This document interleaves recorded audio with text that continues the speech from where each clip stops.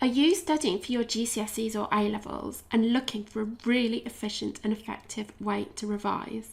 If so, you're in the right place, because today I'm going to share with you one of my all-time favourite revision techniques, and one that has helped hundreds, if not thousands, of students to seriously elevate their grades. My name is Lucy Parsons, and I'm an academic coach who helps students to get the top grades in their exams and into their first choice of university. Keep watching to find out more about how you can use the Revision Power Hour to supercharge your grades. Okay, so one of the most frequent questions I get is how to revise effectively for GCSE and A Levels. And my answer is very simple. It's the Power Hour.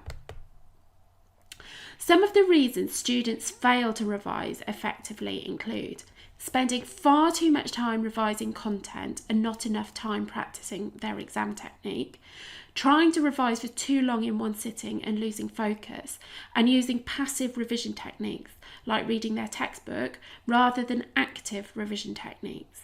The beautiful thing about the Revision Power Hour is that it addresses all of these problems head on. So the Revision Power Hour works because you're forced to balance the time between learning the content and practicing your exam technique. So you're not just focusing on memorising stuff, you're actually practicing those exam skills. You're mixing up your activities, which will make it more likely you'll remember the stuff that you're revising. And there's no need for you to revise for too long. It's a maximum of 1 hour, but you can break it down into 20-minute chunks with 5-minute breaks between each session. And you're forced to use an active revision technique rather than just reverting to reading the textbook or highlighting your notes. Not only that, but the Power Hour encourages you to get feedback from your teacher so that you're really efficiently and effectively putting that feedback into place in your work.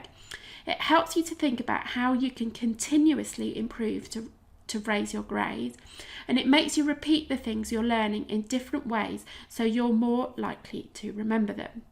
So hopefully you're sold on the benefits of the Power Hour now. Let's talk about how you actually do a Revision Power Hour. So step 1 is to find some past papers, and I always recommend that you find a past paper or a section of a past paper that focuses on one of your weaker areas, so an area that you have determined that you really need to work on to improve your knowledge and understanding. The next step is to do the revision. So look at that past paper or that subset of questions from a past paper that you have selected and revise what you need to know to answer those questions and those questions only. And use whatever revision technique that you really like. It might be post-it notes, it might be flashcards, it might be mind maps, it might be teaching somebody else. Just do what works for you. Step 3 is to actually answer the questions. So it might be just one longer question or it might be a series of shorter questions, but do it in exam conditions and try not to peek at your notes. The 4th bit is to check the answer, and this is crucial, and this is where a lot of students go wrong because they are scared to mark their own work and they feel really uncomfortable marking their own work.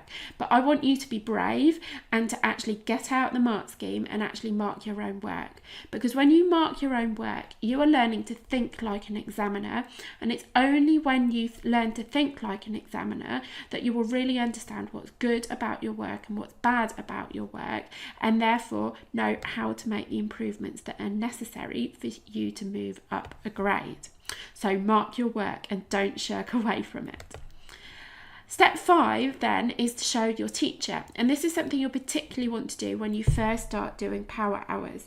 So for example, you might do your first power hour and be a little bit uncertain about the marking that you've done and whether it's accurate and good enough, in which case show it to your teacher and say, this is why I've given it this mark. Do you agree with me? What else could I do to improve? And that way you're going to get some really helpful and targeted feedback on what you can do next. And that's your Revision Power Hour over and done with. So it's so effective because you can keep doing 3 different types of revision, which is content revision, skills revision, and getting the feedback, and you can radically and quickly improve your exam technique. Now, I've got a handy infographic on my website that summarises the Power Hour, and you can come to my website and print it off. And now I've seen this on the notice boards in corridors, in classrooms. I've even seen people turn it into key fobs for their students, and I've seen it on students' bedroom walls when I've been working with them online by internet conferencing. So grab your copy of the infographic so you can keep it handy, and you can always remember how to do a revision Power Hour. And you get the Power Hour infographic by coming over to my blog post about the Power Hour, which you'll find at www.lifemoreextraordinary.com/power-hour. If you found this video helpful and you'd like more free and helpful advice about how to ace your exams, then please subscribe to my YouTube channel, and you'll get a new video every week. And you might also consider subscribing to my newsletter, and you can do that at lifemoreextraordinary.com/newsletter, and you'll never miss another blog post, podcast, or YouTube video if you do that. Thank you so much for watching. Best of luck with your revision, and I hope you get the grades that you want and you deserve.